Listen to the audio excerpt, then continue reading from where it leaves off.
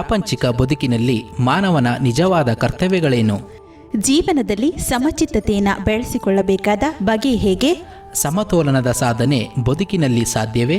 ಎಂಬೆಲ್ಲ ಪ್ರಶ್ನೆಗಳಿಗೆ ಭಗವದ್ಗೀತೆಯ ಮೂಲಕ ಶ್ರೀ ಕೃಷ್ಣನ ನುಡಿಗಳು ನಮಗೆ ಸಾರ್ಥಕತೆಯನ್ನು ನೀಡುತ್ತದೆ. ಬನ್ನಿ, ಈ ಗೀತೆಯ ಸಾರವನ್ನು ತಿಳಿಯೋಣ. ಶ್ರೀಮತಿ ನಾಗಶ್ರೀ ತ್ಯಾಗರಾಜ್ರವರ ಧ್ವನಿಯಲ್ಲಿ ಗೀತ ಸುನಾದ ಕಾರ್ಯಕ್ರಮ ತಪ್ಪದೆ ಕೇಳಿ. ಪ್ರತಿದಿನ ಬೆಳಗ್ಗೆ 8:35 ಮರುಪ್ರಸಾರ ಸಂಜೆ 6:30 ನಿಮ್ಮ ಜನಧ್ವನಿ ಬಾನುಲಿಯಲ್ಲಿ.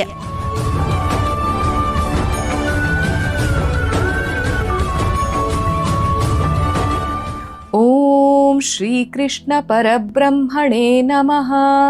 ಶ್ರೀಮದ್ಭಗವದ್ಗೀತಾ. ಜನಧ್ವನಿಯ ಸಮಸ್ತ ಶ್ರೀಕೃಷ್ಣನ ಭಕ್ತರಿಗೆ ನಮಸ್ಕಾರಗಳು. ಗೀತಾ ಸುನಾದದ ಇಂದಿನ ಕಾರ್ಯಕ್ರಮದಲ್ಲಿ ನಾವು ಭಗವದ್ಗೀತೆಯ 5ನೇ ಅಧ್ಯಾಯವಾಗಿರುವ ಕರ್ಮ ಸನ್ಯಾಸ ಯೋಗದ 22ನೆಯ ಶ್ಲೋಕದ ಬಗ್ಗೆ ತಿಳಿದುಕೊಳ್ಳೋಣ. ಆ ಶ್ಲೋಕ ಇಂತಿದೆ: ಯೇ ಹಿ ಸಂಸ್ಪರ್ಶಜಾ ಭೋಗಾಃ ದುಃಖಯೋನಯ ಏವತೆ ಆದ್ಯಂತವಂಥ ಕೌಂತೇಯ ನ ತೇಷು ರಮತೆ ಬುಧಃ. ಕೌಂತೇಯ, ಯಾವ ಸುಖಗಳು ವಿಷಯ ಮತ್ತು ಇಂದ್ರಿಯಗಳ ಪ್ರೇರಣೆಯಿಂದ ಆಗುವುದೋ ಅವು ದುಃಖಕ್ಕೆ ಕಾರಣ. ಅವುಗಳಿಗೆಲ್ಲ ಒಂದು ಆದಿ ಮತ್ತು ಅಂತ್ಯವಿದೆ. ಜ್ಞಾನಿಯಾದವನು ಅವುಗಳಲ್ಲಿ ರಮಿಸುವುದಿಲ್ಲ ಎಂಬ ಮಾತನ್ನ ಇಲ್ಲಿ ಕೃಷ್ಣ ತಿಳಿಸ್ತಾ ಇದ್ದಾನೆ. ಇದನ್ನ ನಾವು ಸವಿಸ್ತಾರವಾಗಿ ಅರ್ಥೈಸ್ಕೊಳ್ಬೇಕು ಅಂತಂದ್ರೆ, ವಿಷಯ ಹೊರಗಡೆ ಇದೆ, ಇಂದ್ರಿಯ ನಮ್ಮ ಒಳಗಡೆ ಇದೆ. ಹಾಗಾಗಿ ನಮಗೆ ಹೊರಗಿನಿಂದ ಸುಖ ಬೇಕಾದ್ರೆ ಒಳಗೆ ಇರುವಂತಹ ಇಂದ್ರಿಯಕ್ಕೂ ಕೂಡ ಮತ್ತು ಹೊರಗೆ ಇರುವಂತಹ ವಿಷಯಕ್ಕೂ ಒಂದು ಸಂಬಂಧವನ್ನ ಏರ್ಪಡಿಸಬೇಕು. ಆಗಲೇ ಸಂತೋಷ ಎನ್ನುವ ಸಂವೇದನೆ ನಮ್ಮೊಳಗೆ ಆಗುತ್ತದೆ. ಅಂದ್ರೆ ಸುಂದರವಾದ ವಸ್ತುವನ್ನ ಕಣ್ಣು ನೋಡಬೇಕು, ಇಂಪಾದ ಗಾನವನ್ನ ಕಿವಿ ಕೇಳಬೇಕು, ಸ್ಪರ್ಶಕ್ಕೆ ಪ್ರಿಯವಾದುದನ್ನು ಅಂಗಾಂಗಗಳು ಮುಟ್ಟಬೇಕು, ರುಚಿಕರವಾದುದನ್ನು ನಾವು ತಿನ್ನಬೇಕು. ಆಗಲೇ ಸುಖ ಎಂದು ನಾವು ತಿಳಿದುಕೊಳ್ತೇವೆ. ಆದ್ರೆ ಕೃಷ್ಣ ಹೇಳ್ತಿರುವಂಥದ್ದು, ಹೊರಗಿನಿಂದ ಬರುವಂಥ ಈ ಸುಖಗಳೆಲ್ಲವೂ ಕೂಡ ದುಃಖಕ್ಕೆ ಕಾರಣ. ಯಾಕೆ ಅಂದ್ರೆ, ಒಂದು ಸಲ ನಾವಿದನ್ನೆಲ್ಲ ಅನುಭವಿಸಿದ್ರೆ ಪದೇ ಪದೇ ಅದನ್ನ ನಾವು ಅನುಭವಿಸಬೇಕು ಅನ್ನುವಂಥ ಅಭ್ಯಾಸ ನಮ್ಮಲ್ಲಿ ಉಂಟಾಗುತ್ತೆ. ಅಭ್ಯಾಸದ ಕೈಗೆ ಸಿಕ್ಕಿಕೊಂಡ್ರೆ ಅದರಿಂದ ಬಿಡಿಸ್ಕೊಳ್ಳೋದಕ್ಕೆ ಸಾಧ್ಯವೇ ಇಲ್ಲ. ಅದರಂಥ ನರಕ ಇನ್ನೊಂದಿಲ್ಲ ಅಂತ. ಈ ಅಭ್ಯಾಸದ ಕೈಗೆ ಅಂದ್ರೆ ಇಂಥದ್ದು ಅಭ್ಯಾಸ ಅನ್ನೋದಕ್ಕಿಂತ ದುರಭ್ಯಾಸದ ಕೈಗೆ ಸಿಕ್ಕಿ ನರಳುವವನನ್ನ ನೋಡಿದ್ರೆ ಅದೇನು ಅಂತ ಹೇಳಿ ನಮಗೆ ಗೊತ್ತಾಗತ್ತೆ. ಉದಾಹರಣೆಗೆ, ಈ ಅಫೀಮನ್ನ ಸೇವಿಸಿರುವಂತಹ ಅಭ್ಯಾಸ ಇರುವವನಿಗೆ, ಈ ಸಿಗರೇಟನ್ನ ಸೇವಿಸುವಂತಹ ಅಭ್ಯಾಸವಿರುವವರಿಗೆ ಆ ಸಮಯಕ್ಕೆ ಅದನ್ನ ಅವರು ತೆಗೆದುಕೊಳ್ಳಲಿಲ್ಲ ಅಂತಂದ್ರೆ ಅವರ ಅಂಗಾಂಗಗಳೆಲ್ಲ ವಿಚಲಿತ ಅನುಭವವನ್ನ ಪಡೆದು ಯಾತನೆಯನ್ನ ಸಹಿಸಿಕೊಳ್ಬೇಕಾಗತ್ತೆ. ಯಾತನಾಮಯವಾದಂಥ ಮನಸ್ಸು ಆ ಸಮಯಕ್ಕೆ ಅವನಿಗೆ ಈಡಾಗ್ತಾನೆ. ಅದು ತನಗೆ ಸಿಕ್ತಾ ಇಲ್ವಲ್ಲ ಅಂತ ಹೇಳಿ ಕೊರಗುತ್ತಾನೆ. ಆ ಒಂದು ಅಫೀಮೆ ಅವನಿಗೆ ಕೊಡುವಂಥ ಸುಖ ಅಂತ ಹೇಳಿ ಅವನು ಆಗ ದುಃಖಕ್ಕೆ ಈಡಾಗ್ತಾನೆ.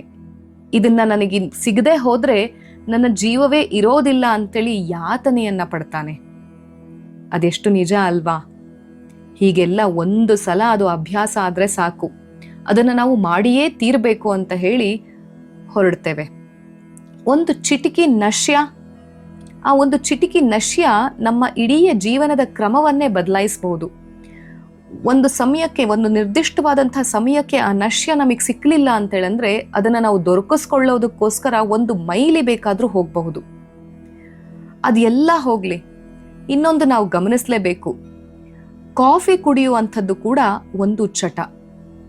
ಕೆಲವರಿಗೆ ಈ ಪ್ರತಿದಿನ ಬೆಳಿಗ್ಗೆ ಅಥವಾ ಒಂದು ನಿರ್ದಿಷ್ಟವಾದ ಸಮಯಕ್ಕೆ ಕಾಫಿ ಏನಾದ್ರೂ ಸಿಕ್ಕಲಿಲ್ಲ ಅಂತ ಹೇಳಂದ್ರೆ ಅವರು ಎಷ್ಟು ದೂರ ಬೇಕಾದ್ರೂ ಆ ಕಾಫಿಗೋಸ್ಕರ ಹೋಗಿ ಬರ್ಲಿಕ್ಕೆ ಸಾಧ್ಯತೆ ಇದೆ.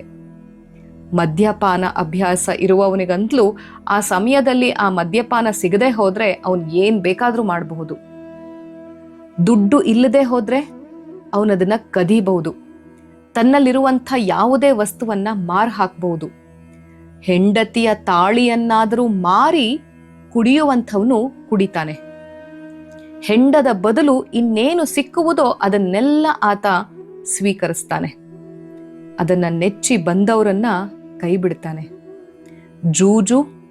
ಜೂಜು ಅನ್ನೋದು ಕೂಡ ಒಂದು ದುರಭ್ಯಾಸ. ಅದು ಮುಂಚೆ ಸಂತೋಷಕ್ಕೆ ಆ ಜೂಜನ್ನ ಆಡ್ತಾರೆ. ನಂತರ ಅಭ್ಯಾಸವಾಗಿ ಅದನ್ನ ಆಡುವುದಕ್ಕಾಗಿ ಜೊತೆಗಾರರನ್ನ ಹುಡುಕಿಕೊಂಡು ಹೋಗ್ತಾರೆ. ಆಟದಲ್ಲಿ ಎಷ್ಟು ಸೋತ್ರೂ ಕೂಡ ನಾನು ಮುಂದೆ ಯಾವಾಗ್ಲಾದ್ರೂ ಒಂದ್ಸಲ ಗೆದ್ದೇ ಗೆಲ್ತೇನೆ ಅನ್ನುವಂತ ಹುಚ್ಚಿಗೆ ಬೀಳ್ತಾರೆ. ಹಾಗಾಗಿ ಇಂಥೆಲ್ಲ ದುರಭ್ಯಾಸಗಳನ್ನೇನ್ ನಾವಿವಾಗ ಮಾತನಾಡಿದ್ವೋ, ಇಂಥೆಲ್ಲ ವಿಷಯ ವಸ್ತುವಿಗೆ ನಮ್ಮನ್ನ ನಾವಿ ಮಾರಿಕೊಂಡು ಇಂಥ ಅಭ್ಯಾಸಗಳಿಗೆಲ್ಲ ನಾವು ಈಡಾಗಿ ಒಂದು ದುಃಖದ ಗುಂಡಿಗೆ ನಮ್ಮನ್ನಾವೇ ನೂಕಿಕೊಳ್ತೇವೆ. ಅಲ್ಲಿ ನಾವು ಗುಲಾಮರಾಗ್ತೇವೆ. ಸ್ವತಂತ್ರರಾಗಿ ಪಾರಾಗುವಂಥ ಭರವಸೆಯನ್ನೇ ನಾವು ಕಾಣೋದಕ್ಕೆ ಸಾಧ್ಯ ಆಗೋದಿಲ್ಲ. ಆನೆಯನ್ನ ಹಿಡಿಯುವುದು ಹೇಗೆ?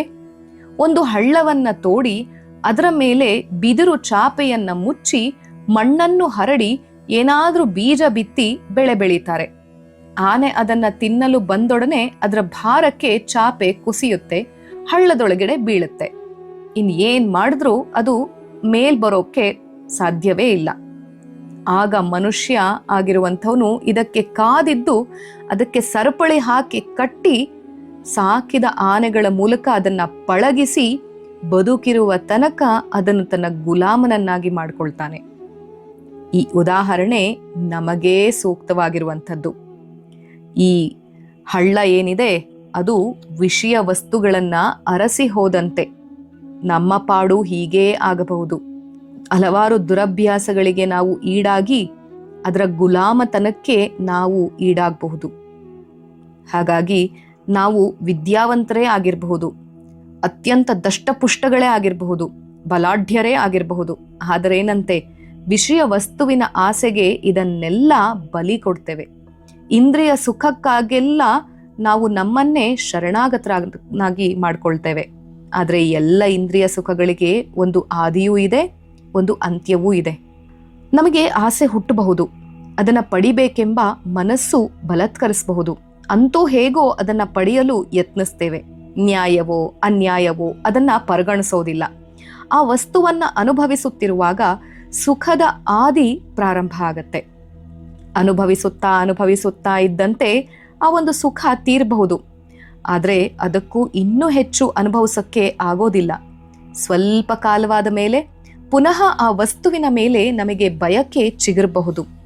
ಅದನ್ನ ಸಂಗ್ರಹಿಸುತ್ತಿರುವಂಥದ್ದು, ಅನುಭವಿಸುತ್ತಿರುವಂಥದ್ದು, ಹೀಗೇ ಸಾಕ್ತಾ ಇರುವಂಥದ್ದು ಹೇಗೆ ಕಾಣುತ್ತೆ ಅಂತಂದ್ರೆ, ಗಾಣಕ್ಕೆ ಕಟ್ಟಿದ ಎತ್ತು ಹೇಗೆ ಗಾಣದ ಸುತ್ತಲೂ ಹೋಗುತ್ತಿರುತ್ತೋ ಹಾಗೆ ನಾವು ಈ ಅಭ್ಯಾಸದ ಗಾಣದ ಸುತ್ತುತ್ತಾ ಇದ್ದೇವೆ. ಅದಕ್ಕೆ ಕೃಷ್ಣ ಹೇಳ್ತಾ ಇದ್ದಾನೆ, ಜ್ಞಾನಿಯಾಗಿರುವಂಥನು ಇವುಗಳಲ್ಲಿ ರಮಿಸುವುದಿಲ್ಲ. ಏಕೆಂದ್ರೆ ಅವನು ಈ ವಿಷಯ ವಸ್ತುಗಳು ಎಂತಹ ದುಸ್ಥಿತಿಗೆ ಒಯ್ಯುತ್ತವೆ ಅನ್ನುವುದನ್ನ ತುಂಬಾ ಚೆನ್ನಾಗಿ ಅರ್ಥ ಮಾಡ್ಕೊಂಡಿರ್ತಾನೆ. ಗಾಳದ ತುದಿಯಲ್ಲಿ ಸಿಕ್ಕ ಹುಳುವಿನಂತೆ ಆ ಹುಳುವನ್ನ ಆಸೆ ಪಟ್ಟು ಹೋದ್ರೆ ಆ ಮೀನು ತನಗ್ ತಾನೇ ಪ್ರಾಣವನ್ನ ಆಹುತಿ ಮಾಡ್ಕೊಳ್ಬೇಕಾಗತ್ತೆ ಅನ್ನುವಂಥ ಜ್ಞಾನವನ್ನ ಈ ಜ್ಞಾನಿ ಪಡ್ಕೊಂಡಿರ್ತಾನೆ ತನ್ನ ಅನುಭವದ ಮೂಲಕ. ತನ್ನ ಬುದ್ಧಿ ಬಲದಿಂದ ಇದನ್ನೆಲ್ಲ ತಿಳಿದುಕೊಂಡು ವಿಷಯ ವಸ್ತುವಿನ ಕಡೆಗೆ ತನ್ನ ಇಂದ್ರಿಯಗಳು ಜಾರುವುದಕ್ಕೆ ಅವಕಾಶ ಕೊಡುವುದಿಲ್ಲ. ಒಂದು ಸಲ ಜಾರಿದ್ರೆ ಆಯ್ತು, ಮಧ್ಯೆ ಎಲ್ಲಿಯೂ ನಿಲ್ಲುವಂತೆಯೇ ಇಲ್ಲ. ಹಾಗಾಗಿ ಯಾವುದೇ ವಿಷಯ ವಸ್ತುಗಳಿಗೆ ತಾನು ಈಡಾಗದೆ ತನ್ನ ಸುಖಕ್ಕಾಗಿ ತಾನು ಹೊರಗೆ ಅಲೆದಾಡಬೇಕಾಗಿಲ್ಲ. ಆ ಎಲ್ಲ ಸುಖ ಸಂತೋಷಗಳು ಪರಮಾತ್ಮನನ್ನ ಸ್ಮರಣೆ ಮಾಡಿಕೊಳ್ಳುವುದರ ಮೂಲಕ ತನ್ನೊಳಗೆ ಜಿನುಗುತ್ತದೆ ಎಂಬ ಪರಮ ಸತ್ಯವನ್ನ ತಿಳಿದುಕೊಂಡು ಭವರೋಗಗಳನ್ನೆಲ್ಲ ಕೊನೆಗಾಣಿಸಿ ಅಮೃತತ್ವವನ್ನ ಆತ ಪಡಿತಾನೆ ಭಗವನ್ ನಾಮಸ್ಮರಣೆಯ ಮೂಲಕ. ಹಾಗಾಗಿ ಅಂಥ ದಿವ್ಯ ಸಂದೇಶಕ್ಕೆ ಮುದ್ದುರಾಮ ಕೂಡ ಹೀಗೆ ಹೇಳ್ತಾ ಇದ್ದಾನೆ, ನೀಡಿಕೆಯ ಹಿಂದಿರಲಿ ಅದ ಮರೆವ ಪ್ರೀತಿ ಗುಣ, ನೀಡಿಕೆಯ ಹಿಂದಿರಲಿ ಅದ ಮರೆವ ಪ್ರೀತಿ ಗುಣ, ಕೊಟ್ಟು ಅದ ಬಣ್ಣಿಸುವ ಪರಿನೇಮವಲ್ಲ, ಬರದಿರಲಿ ಕನಸಿನಲಿ ನೀನೆಸಗಿದುಪಕಾರ, ಬರದಿರಲಿ ಕನಸಿನಲಿ ನೀನೆಸಗಿದುಪಕಾರ, ಮಾಡಿ ಮರೆವುದೇ ಲೇಸು ಮುದ್ದು ರಾಮ, ಮಾಡಿ ಮರೆವುದೇ ಲೇಸು ಮುದ್ದು ರಾಮ. ಹಾಗಾಗಿ ಯಾವುದೇ ಒಂದು ಕೆಲಸವನ್ನ ಮಾಡಬೇಕಾದ್ರೆ ಅದನ್ನ ಪ್ರೀತಿಯಿಂದ ಮಾಡಿ, ಅದನ್ನ ಯಾವುದೇ ಆ ಒಂದು ವಿಷಯ ವಸ್ತುವಿಗೆ ಬಣ್ಣನೆಯನ್ನ ಕೊಡದೆ ಉಪಕಾರವನ್ನ ಮಾಡಿ ಅದನ್ನ ಅಲ್ಲಿಯೇ ಮರೆಯುವುದು ಲೇಸು. ಆಗ ನಾವು ಯಾವುದೇ ವಿಷಯ ವಸ್ತುವಿನ ಬಂಧನಕ್ಕೆ ಈಡಾಗೋದಿಲ್ಲ ಅಂತ ಹೇಳಿ ಮುದ್ದುರಾಮ ಕೂಡ ಹೇಳ್ತಾ ಇದ್ದಾನೆ. ಅತ್ತ ಕಡೆ ಸದಾ ನಮ್ಮ ಚಿತ್ತ ನೆಟ್ಟಿರಲಿ. ಸರ್ವಂ ಶ್ರೀ ಕೃಷ್ಣಾರ್ಪಣಮಸ್ತು. ಶ್ರೀ ಗುರುಭ್ಯೋ ನಮಃ. ಹರಿ ಓಂ.